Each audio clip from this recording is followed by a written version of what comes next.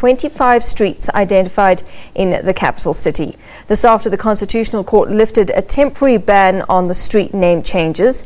Civil group AfriForum won an interim interdict in the High Court pending a review of the name change decision. They complained that if the street names changed, it would cause emotional harm to Afrikaner people who would lose their sense of belonging.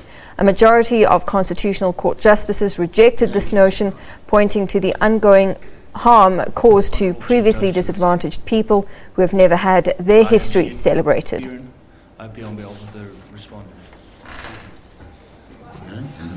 The requirement of irreparable harm, and the balance of convenience weighs heavily in favor of the dismissal of the application for an interim order. AfriForum's case is extremely weak.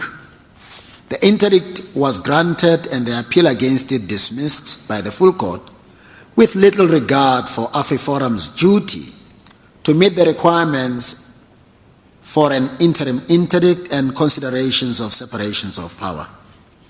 Both Prinsloo J. and Jordan J. were unable to explain satisfactorily how the requirements of irreparable harm and balance of convenience were met. The interim interdict should not have been granted in the first place, and the Supreme Court of Appeal should have granted leave to appeal.